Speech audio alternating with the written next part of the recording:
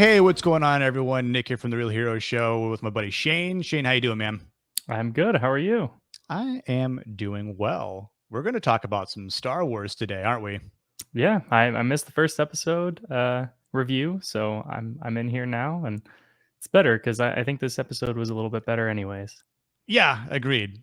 So glad to have you back here talking about some Star Wars and Boba Fett episode 2 that aired, I guess, yesterday as to when this video will be posted here on Thursday.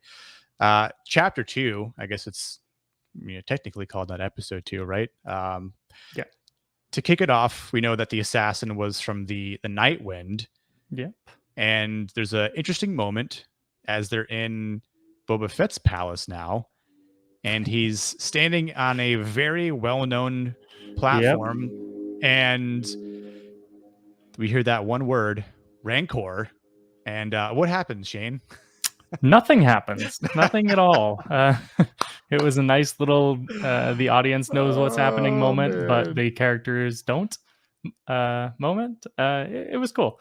Yeah. I mean, I do think the comedy of it is a little weird in such like a Yeah. dark show. There Yep. were a couple moments where I was just like, it feels like comedic just for the sake of comedy, but the Yep. Rancor one was kind of good. Like everyone was going to ask about the Rancor pit at some point, so you had to have Yep. it in here. So it was a neat little way of using that. It really was. And part of me was thinking, there's no way that they would have been able to fill this with another Rancor in time It's because like a baby Rancor or something. yeah, just kidding. There was one that was in the cave there the entire time. It was a baby Rancor, right? So that was hilarious because he spills the beans about who sent him the mayor, and then we go to the mayor. We take a Yep. little trip to the mayor and Mos Espa, and the well, I'll let you say what the Easter egg was about this scene here. But we get to the mayor's, I guess, palace or whatever his building, and the guy who was at the front desk just See, I didn't like I that. didn't I know I was going to say I I thought it didn't was so weird. Like the it didn't tone was so fit. weird. No, it It, didn't. it didn't It felt fit. like some Comedy Central skit in the middle Yes. of this episode. Yep. I was like, look, the dude walks in with like guns and he's holding a prisoner. He's not going to be like, oh, you don't have an appointment. Like, come on. Yeah, Yeah. that was one of those like it felt like Marvel comedy where they had to add a quip and it just 100%. didn't work. 100%. I almost thought, and I kind of wanted him to just be like, I don't need an appointment, and then him say something, and then him just blast him right there at the Right. front desk, and Right. then the major domo, uh, Twi'lek comes Yeah. up, and it's like, oh, sorry, Mister Boba Fett, like Makshiz is busy right now. Right. And we don't get that. We just kind of Yeah. get this like, oh, you can't go back there, and he hits the Yeah, it was button weird. anyways. Yeah, that was the one thing in this episode that I didn't Agree. care Yeah. for. Yeah, agree. That was probably my biggest gripe as well, is just that weird comedic attempt that was just so flat. Yeah, it didn't. It could have been better. I think they just should have just rearranged that whole scene or cut part of it out. But It's nitpicky. Like I yeah, enjoyed this episode overall, but that oh was the for one thing sure, that like for stood sure. out to me for sure. Yeah, I don't really. I know we're kind of jumping the gun here, but I don't have any complaints about this episode. Like aside from that, maybe I'll have to review my notes as we go along here again. But um, so we get a little confrontation between the mayor and Boba, Between and Robert Rodriguez and between Boba. Robert Rodriguez. Yeah, Yeah. the Easter egg here. If you couldn't tell, I'm like, that sounds like Robert Yeah, Rodriguez. it is Robert Rodriguez. Sure enough, We'll and talk a little bit more about him later because uh, I think this episode was better directed, and it was not Robert Rodriguez who directed it. But yeah, we could talk about that at the end for sure. But the mayor plays dumb. I think it's like, I don't know what this guy yeah, for is. sure. Yep. Nightwind assassin. Oh, they're not allowed here. And then one of his guards just shoots him, and I'm like, oh, we're gonna see a little gunfight. Yeah. Nope. Well, he shot. I think it was so that he wouldn't say anything else. Yep. He's silencing him. Yep. That's what I thought here. I'm gonna put my notes. Clearly, something more in play. Yeah, he was shot way too soon to sort of. I mean, no pun intended, but the mayor jumped the gun here in killing him The mayor to shot first. yeah. Another little Tatooine joke there. Um, and then he says to go to Garce's sanctuary, which we saw in the first episode, Yep. played by what's her? I can't think of the actress's name. Allison Beale was it? I think who I have no plays idea. her. I didn't look Uh, it up. something like that. I don't know her last name is Beale. Anyway, so we go to the sanctuary, and there was this nervousness from her, sort of like, oh, you don't know. See, I thought that was weird, right? Because we were just there last episode, and there Yep. wasn't like any sort of weird vibe there. So like it Yeah. didn't seem like much time had passed between the two. So it was a little weird to go back into the same location and have like everything change, but Y- uh, Right. Like we don't not a know. huge complaint. Yeah. I'm not super nitpicky about that. I mean, look, because of what we get moments later when we hear Yeah. the band stops playing, we hear like this drum It's like the Lord of the marching beat. Rings scene. Yeah, yeah, exactly. Not as loud, of course, but um, you know, one of the things I wasn't really expecting uh when she says the twins, Yeah. I'm like twins, what twins? Twins, Basil. Twins, yeah, Twins. yeah. And and sure enough, we see this litter coming around the corner, and I'm like, oh, those are huts. Yep. Oh, okay. Those poor people that had to like carry Dude, them over listen, there, right? I can't listen, they don't look like they're in shape at all. No. And I don't think I'm like, there was only maybe like 5 or 6 of them on each side. That does not look like enough Yeah, and, like, strength. the scene went on, they were, like, struggling more and more. I thought that was Yeah, kind of funny. it's like, how is there a barge that's not too far away that they let them get on, and they just kind It's of like it's typical Hut though, right? oh, Where yeah. they could get some machine to do it, but they'd rather have slaves do it, like, Oh, 100 yeah, 100%. Like, very in character. yep.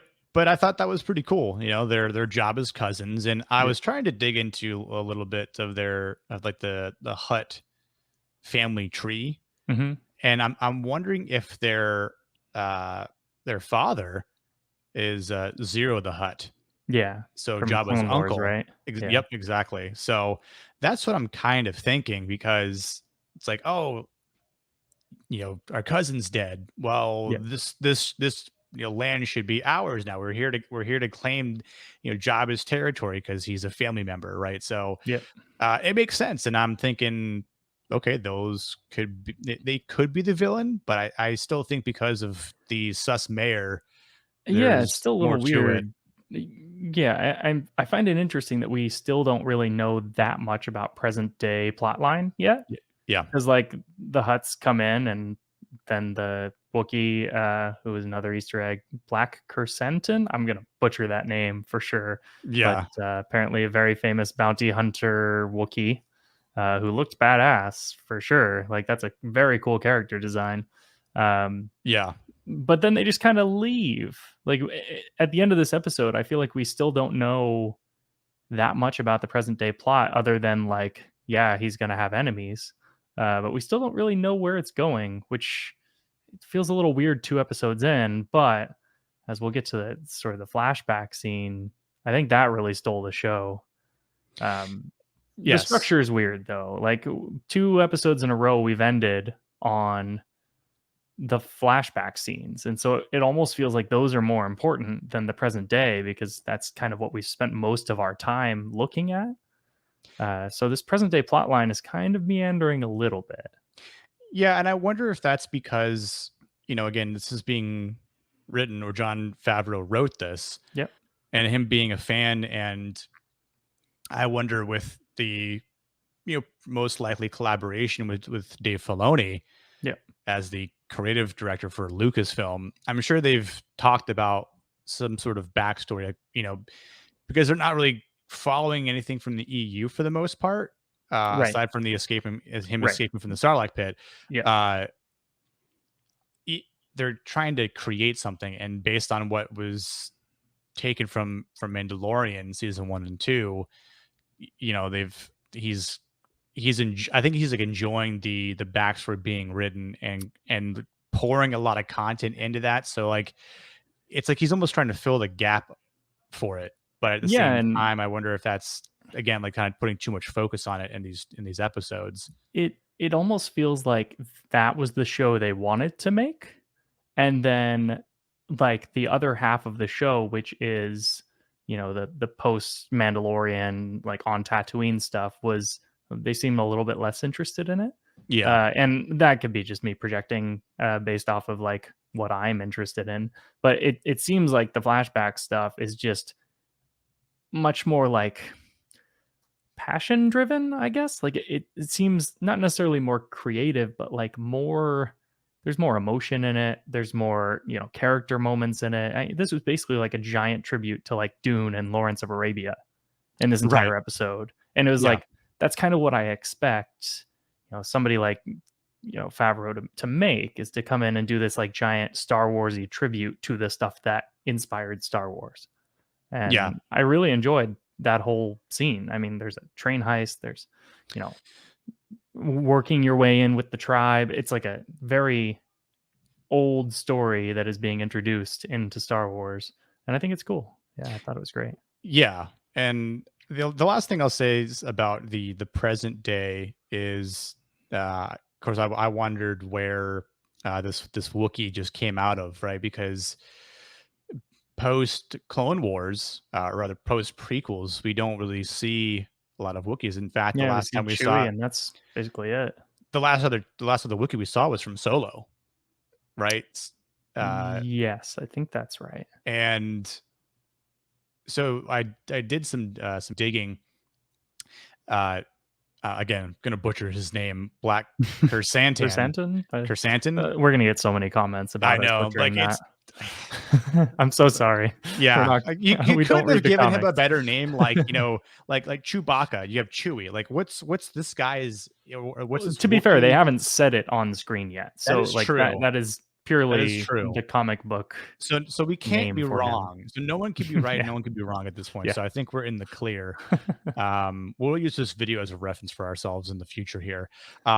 But he actually is canon because of the Star Wars comics and Right. the Dr. Aphra comics, as he was forced to fight as gladiator to bypass the Zanti brothers, which is hensing Boba's comments about gladiators, and he eventually became a bounty hunter.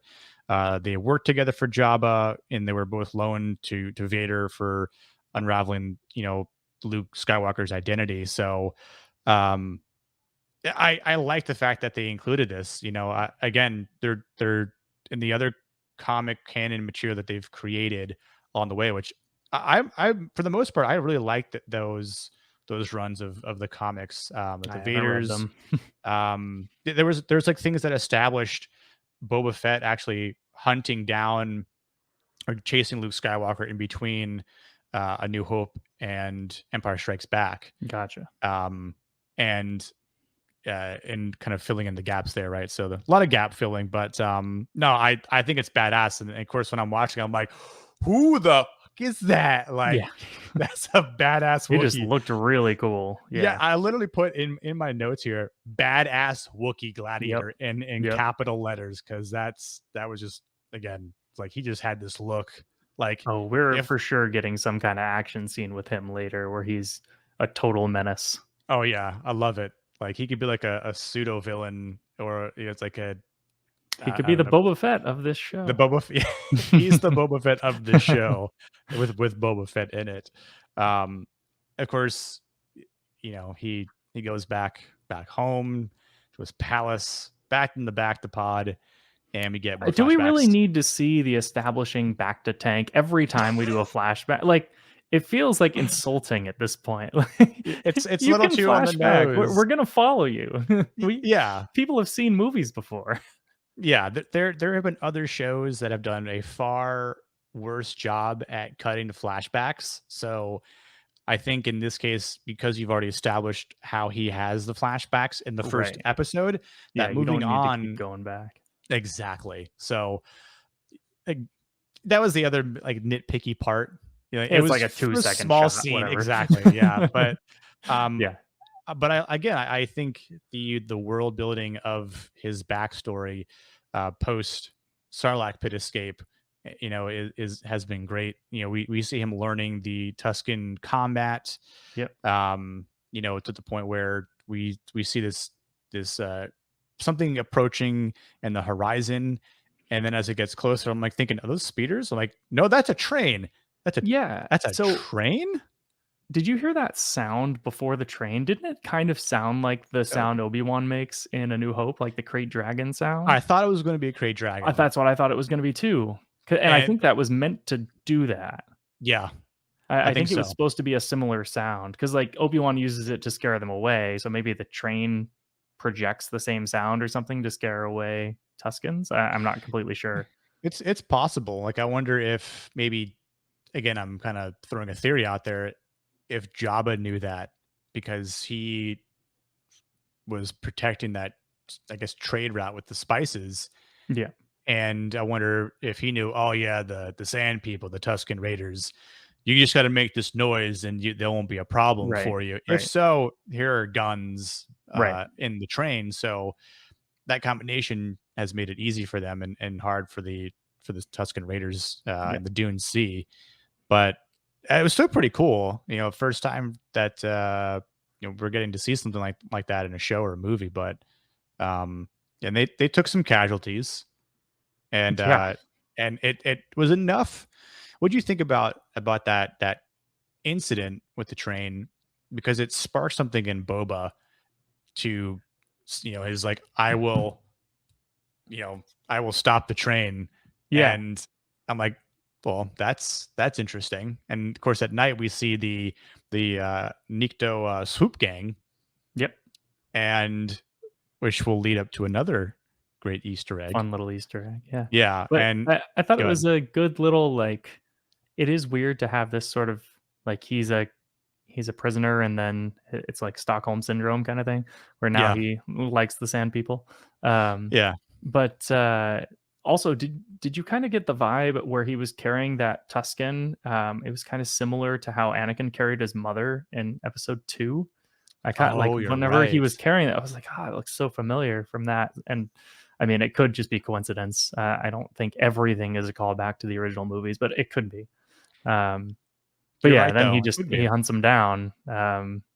So, no, I thought that it was cool to see that he, like, has an emotional driver for what he's about to do instead of just, you know, operating like a robot, essentially. Yeah, and I wonder if he's, obviously at this point doing whatever he can to survive. And I'd like to think that he's thinking of what can I do this is my way of living. I might not have a way out. I might as well do what I can and join their ranks, gain their Yeah. respect and Yep. trust, and ultimately kind of join them because he's got no one at this point. Yeah. And as he started to see them give him some respect, he's more involved and partakes in what they sort of give him or teach him. And he probably saw this as an opportunity Yeah. to further that, which he does because uh, he gets to Tashi Station. He does. Tashi Station. Yes. Where's that from, Shane? It's where you go and you pick up some power converters, Yeah, the usual. But yeah, I Yeah, mean, the biggest Easter egg here was not only Tashi Station, but the two people that were there. If you watch the original cut of A New Hope with all the deleted scenes, in the very beginning of A New Hope, when the space battle is going on up above Tatooine, there's a scene in Tashi Station where Luke is looking up at the battle, and these two characters, I believe they're Cammy and Fixer, I think are their names. yeah, They're in Tashi Station there, so that is meant to be them all grown up later in this thing. It's a neat little. That's one of those Easter eggs that I feel like is cool because it's not like a. It is a wink at the audience, but if you're not a fan, it's not going to like detract from it. Like if right. you're not a fan of Star Wars and don't know anything about those deleted scenes, that scene still plays the exact same way for you. But Yep. if you are a big fan, you're like, "Oh my gosh, like I can't believe they put this in here," that kind of thing. And I think that was neat. It was a nice callback. It it was nicely done, and I feel like, again, because Favreau is such a fan and a true fan of details, it's like, well, true fans will know what this is from, Yeah. and if new fans don't, well, then they'll probably learn Now like you watching got a some video on deleted YouTube. scenes to, Yeah. yeah, he got some deleted scenes to go catch up on for A New Hope. They're Yep. very bad, by the way. The Oh the deleted God. scenes of A New Hope, like, thank God they were deleted. Yeah, they're deleted for a They're not reason. good. And I wonder if that's also the case for Favre going, well, we're gonna do this better so that we can Maybe. actually include them. And I like how the bartender, like, there's this giant, like, not giant, but this fight scene taking place, and he's just kind of just still chilling there and like wiping all this stuff It's, off the bar. have you seen Terminator? Or I can't remember if it's 1 or 2 where he attacks the biker gang. Oh, Uh, and two. yeah, it's 2, right? Yeah, And yeah, then he was walking out and looking at which bike is best. It yeah. felt exactly like this scene where he walks in, It fucks up the did. bar, walks out, and he's like, "Woo which bike do I want?" It did. He's like, I'll take all of them. Yeah. Uh, and yes, he snags all the speeders and says, "I'm gonna teach you how to ride." And Yeah, I'm we like, get a little driver's ed video. yeah, that, I mean, again, that's like Go, not. stop. Go, stop. It wasn't like the campy Marvel humor, right? It Right, was There was a right, little bit of humor to it because of the first one that gets right. on, And it, like, like, flies flies backwards or back. whatever. Yeah, Yeah. yeah. And the other thing that made me laugh during that whole segment of him training them is when the one Tusken Raider kept jumping from the other bike to his and kept falling. Yeah. That's kind of those, like, funniest home videos with the. It felt like we needed, like, an '80s montage Yeah. song for that whole scene, where it's like, they're getting better at it, they're getting it, yeah, and then they, like, all clap in the end, "Yay, we learned swooping." That would have been actually super awesome. Like, That's what I might do. I'm gonna make an '80s montage of that scene and cut it together, and we'll yes. post it. Well, yeah, we'll throw it on there. That'd actually be pretty cool. Um, but yeah, I thought about that for a second. I'm like, man, if the Tuscans had speeder bikes, they wouldn't really need Banthas anymore, and that would increase their productivity. I Yeah, guess I'll those call Banthas it. are slow. You know what I mean? So yeah, like, great, you hide in single file to hide their ranks, but when you're moving at like 5 miles an hour, eh, don't mean nothing when you got a speeder bike that can go 20 times that or something. Yeah, So I mean, uh, yeah. So the idea is to hijack the train, right? So we got a train yep. heist in a Star Wars movie. Typical Western Yeah. type of trope. Every Keep. Western has to have a train heist, and they Yep. had one. Yep. Uh, Keeping true to that. yeah, Um, what'd you think about the entire sequence of the train I heist? I'm gonna be a Grinch here. It's like I kind of lose interest in these like drawn out action sequences now in movies because just they're all kind of samey. It wasn't bad by any means. It served its purpose, but like Yeah. it's not like any stylized or like unique action. It's just typical type of train heist action. I don't know. It wasn't bad by any means, but it wasn't like something that I was like on the edge of my seat this whole time because I'm like, yeah, I know what happens. It's predictable.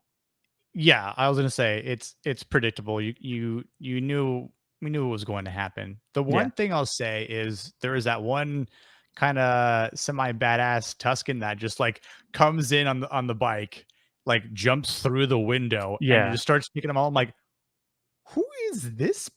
Tuscan? Like, is a ninja Tuscan? Like, just like he was like sort of like the MVP that shows up. It's like, oh, this guy's not getting it done. They need my help. Comes in and starts taking them all out, and then the droid's like, peace out, because the train's gonna crash. And uh it does. Yep. And of course, the entire time, the first thing I wrote in my notes, I'm like, well, who the hell's on that train? And we get that answer, which is another uh Little Easter egg. callback Easter egg. Yeah. So of course, I don't know if we've ever seen them. I think We we have. without the Oh, mask without the though mask, on. no. I think it's the first time Uh, we've seen them without the mask, but correct. we got the Pikes. Yep. Pike Syndicate. Pikes. Yep.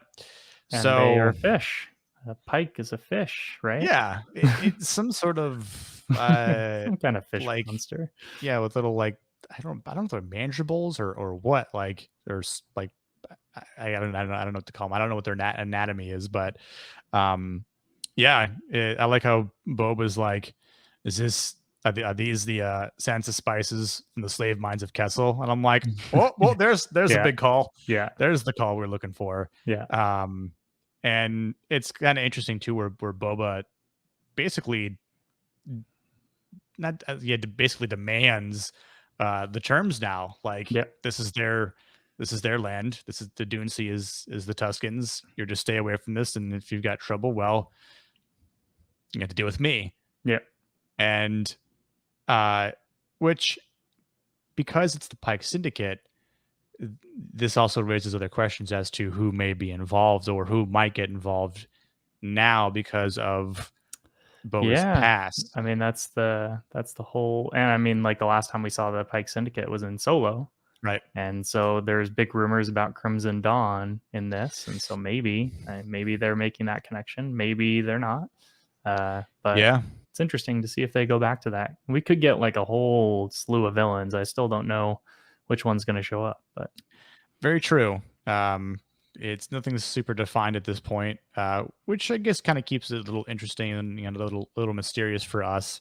yep, It gives us something to talk about and theorize on. But after that, there's this interesting little. I don't want to call it a celebration, but like a little ritual around in yeah, their like tent, uh, and the chieftain the nose get lizard. wants to give Boba a gift. And he's like, a gift? Why? And then it's like to help you guide you on your journey. And I'm like, yeah, what the hell is it gonna do with a lizard? And then he Yeah, he right blows up the the nose. spice in his face, and then the lizard just goes right into his nose. I'm like, oh, that Nope. must be uncomfortable. Like, nope, I'm Hard out. pass on that one. Nope. Nope. I've seen way too many alien movies that Yeah, whenever yeah, something goes in your nose or down your yeah, mouth, like it is a bad time. I'm like, yeah. we know Boba's not dead because of the present day stuff. Right. Uh, and he goes on this. I thought it was like a dream too. Yeah, This I guess like, it was real to find like a tree branch for his like.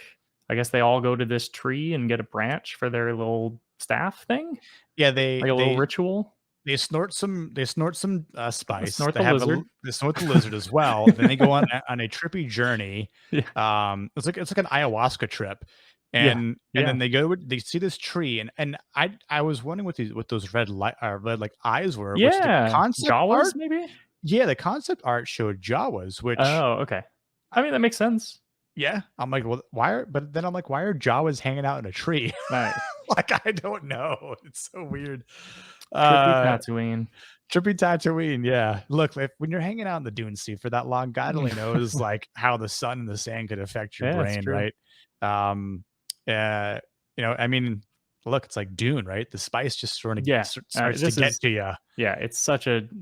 If it wasn't already immediately obvious how much George Lucas Was took from inspired, yeah. Dune in the This original A New Hope, like this is like the the exact perfect thing. example, yeah. Yeah, Yeah, that's what I thought. I was like Dune reference here. Like, yeah, I mean, and but then he actually comes back with this branch, and I'm like, oh damn it, it was real. And then the chieftain calls back the lizard, and the lizard crawls out of his nose yeah. and No, back in the little like cage.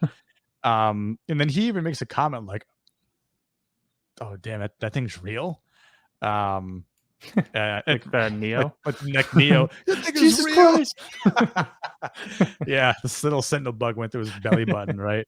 But then he goes through another sort of ritual for the Tusken Raiders to carve the branch, do some sort of um I don't want to quite say blacksmithing, but just Yeah, some sort similar. of It's some black sort of like chrysanthemum smithing. yeah, Hey, like no, I'm just kidding.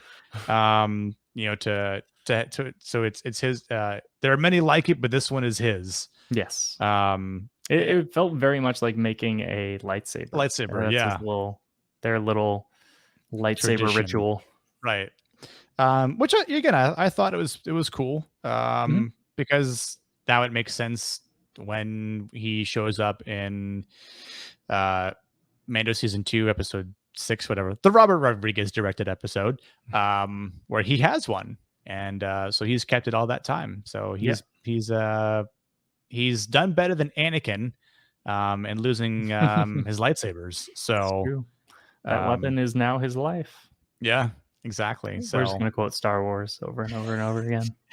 This in entire season. Star Wars and Yeah. Starception. I Uh, clap because I like Star Wars. yeah, Sorry. Red Letter Media pun there. Um, Yes, but indeed. but yeah, I think again there was a lot in this episode, a lot of Yeah, backstory, yeah. and a lot of storytelling, which I'm all for, especially if it's done well enough. So Yeah, I mean, this one felt a little bit more grounded than most stuff we've seen in Star Wars for a yeah, while. yeah, That little flashback scene is probably some of the better storytelling that we've got since Disney acquired the property, honestly. yeah, It's just this little moment where you've got, struggles and you've got emotions and you've got stakes, and like it's a nice little self-contained short essentially. yep, Um, and it gives me hope for more of this show to do more of that in the future. Because I mean, one of the things that I disliked about Mandalorian was it felt a little like villain of the week type, where it's like yeah, most of the stories are the exact same over and over, and I never really got a big emotional core to that show. Whereas this hmm one, it felt like, okay, you've got Boba Fett trying to survive, and he comes to care for these, Tuskens, and like it's a cute little story, and it is derivative of other westerns and science fiction works, Dune and stuff like that. But I yeah, found it worked. I that was very very enjoyable, and I hope they keep it up. yeah. So let's do this. What would you rate this episode? I'd give it like an 8. Yeah, Yeah, solid 8 out of 10. I thought the present day stuff is still a little boring to me. It's just still not a lot happening. They introduced those huts, but like we don't really know if they're. I mean, I guess they have to be a threat, but we don't really know much about their motivations or anything. Uh, there's no impending plot, I guess. Like they right. kind of go away and they're like, "We'll be back later." There's no real ticking clock there yet, so I'm not really inclined to care much about that. But that flashback scene totally worked for me. I thought that was a really nice little story. Yeah, 100%. So let's talk about, yeah, I'll say 8 out of 10 for me as well. Yeah. So let's talk about what the impending plot could be for this Oh season, god. because one of my theories is, depending on who the villains end up becoming, whether it's the mayor, whether it's the syndicate, or or the huts, it could be, there could be four players on the table here. um, but I'm wondering that we'll keep and we'll continue to see flashbacks along the episodes until the past and the present Yes. collide. Uh, 100% agree with you. and Yes. I wonder if at some point he'll ask for the Tuscans' help. Yep. It, I and maybe that's why they're so incessant on incessant, whatever, incessant, on yeah. on Both, yeah. the Bacta tank is because they really want to make sure that we separate, because Tamura Morrison looks the same age in both, even though I think he's supposed to be younger in those flashback scenes. A little He bit, at looks the same least. age because, of course, he is the same age when filming it. Right. Um, and so I wonder if they're doing that as like a clear like dividing line to be like, no, no, this is a flashback for then when later those characters come back and then it's present day. Uh, but yes, I totally think that's where it's going. That the Tuscans are going to help him take over. That nothing is an accident in filmmaking. Everything is planned, Yep. even if it's bad. It's all part of some sort of plan. Just the plan. I mean, in any movie you watch, if they are showing you something, it means that there is a plan for it. Yep. Or somebody came up with that idea and intentionally put it there. So that feels very intentional to me. Yeah. And again, I think between the two shows of when he realizes that, because we haven't seen how he found Fennec Shand yet. Yeah, yeah, So there's going to be that episode.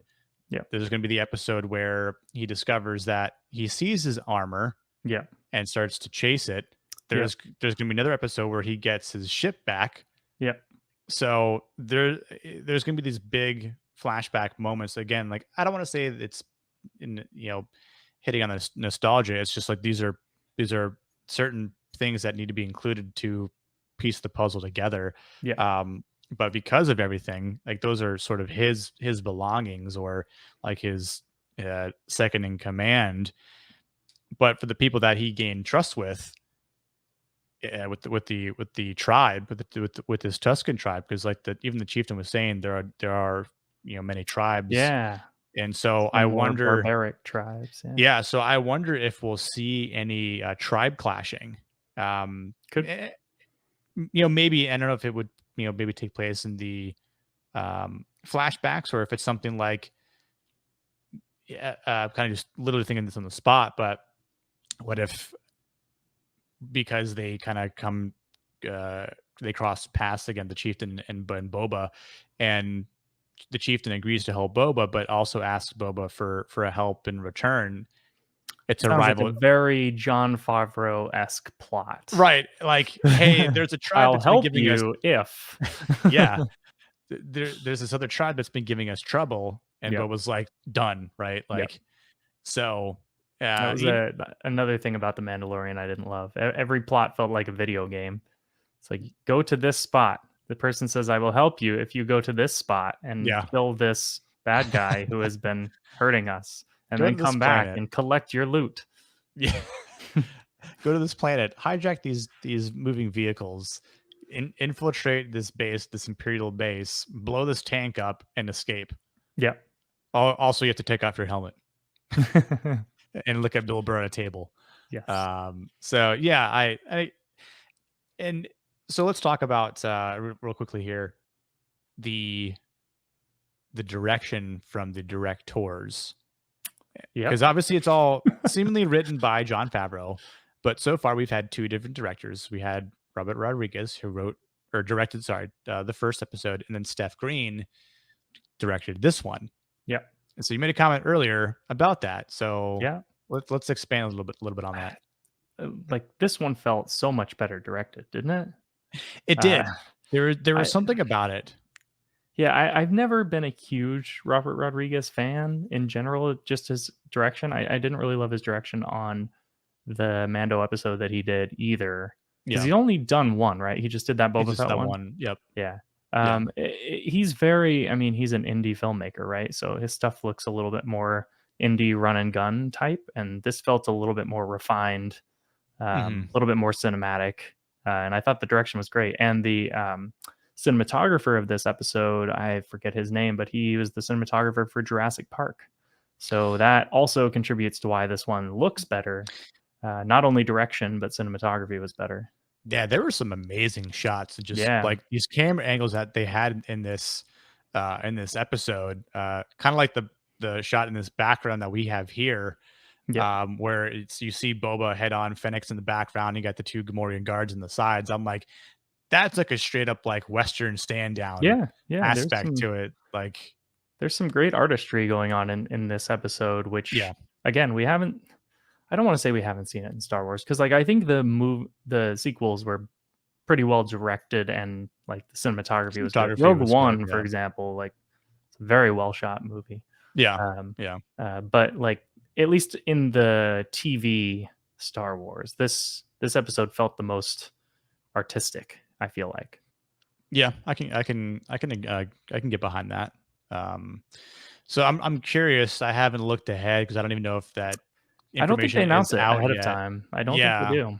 like they Do might. more of this. Do this for 9 Right. episodes, and I Yeah, will love it. yeah. So we've got 7 to go. Again, depending on how the season pans out, I wonder if this will be a one and done season, I would or assume so. yeah, because like, I don't know if you're gonna have a second season, or because we're getting a Mandalorian season 3. Yeah. I know there's rumors that, Obi-Wan. right, Obi-Wan, and I guess from this timeline we're also going to have Ahsoka.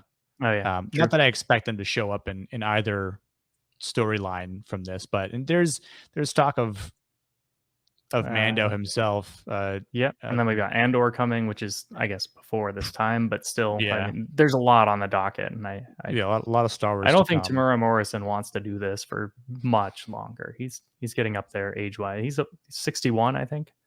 Yeah, I think this is like in his early 60s. I So mean, it could be that they do kill him at the end, and that's like his ride off into the sunset or something like that. It's a Western, right? So, it is. It is. It certainly fits the bill for his character. So, is that you think that'll be your early prediction prediction? that he He's Boba Fett? either going to ride off into the sunset with the Tusken Raiders in the end, or he's gonna die. One of those. And we'll see him die. So that's my season prediction. Yeah, maybe the Tusken Raiders take his body, and they're the ones that Yeah, sort it could of be. maybe they do something special for like like the chieftain leaders of the different Yeah, they tribes, put the right? helmet somewhere. It's like a very like end Right. on a close up of the helmet and cut to Yep. black. Yeah. We're gonna come So back to this episode yeah. if it happens. Don't Yeah, worry about it. I will Fucking cut told and you. I will cut and reference this point and insert it Yes. Yes. uh, for a future prediction if you haven't if you didn't see it before then. So, Yeah.